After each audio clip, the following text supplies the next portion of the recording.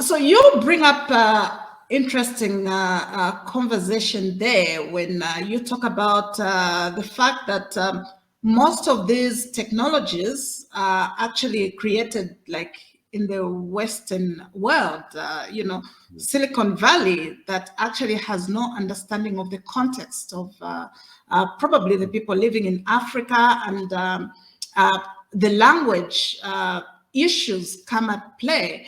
Um, as a society, what do we need to do in order for us as a people group in Africa to be able to participate in this new phenomena, so that we're not just waiting for other people to create solutions for us that are very exclusive, that excludes us, who we are as a people, our viewpoints, and even the language, like you said.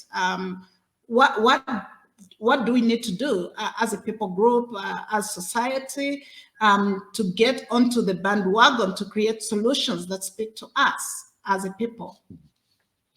It's an incredibly important question, Sarah, because on the one hand, I would say let's leverage what we can from Northern American or European or Middle Eastern or Chinese platforms. Let's not recreate what is already there, but let's use them, but adapt them. And if we need to create from scratch. So, so we've just spoken about language, the fact that almost all African languages, the data sets to train these models don't exist. So we need to create it from scratch. Even image recognition, if we think of things like breast cancer scans, lung scans, prostate scans, and other medical imagery, yes, we can use the data sets from America, for instance. They're most likely 80 or 90% accurate. But we've got unique medical conditions in Africa and in different areas of Africa for which we have to create our own imagery data set. So to answer your question, as Africans, we need to do this ourselves. It's all about funding, which is a problem sometimes. It's about regulation, which is still a big problem, especially in South Africa. It is about skills, because the problem is and I often, especially in rural areas, meet some of the smartest kids I've ever met. If we upskill them, the chance for them to go to America or to go to Europe because of the money they can earn is massive.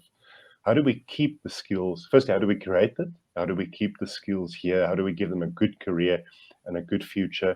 How do we get governmental and societal and business support to make sure that the funding and the opportunities are there for these wonderfully smart young people on our continent? But so much more I can say. The bottom line is we cannot wait for the West. We cannot rely on them. Let's use what they've created.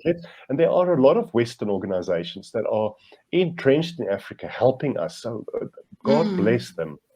But we also have to take the reins ourselves and not just rely on people outside of Africa to create this technology to help us in the future of our children, really.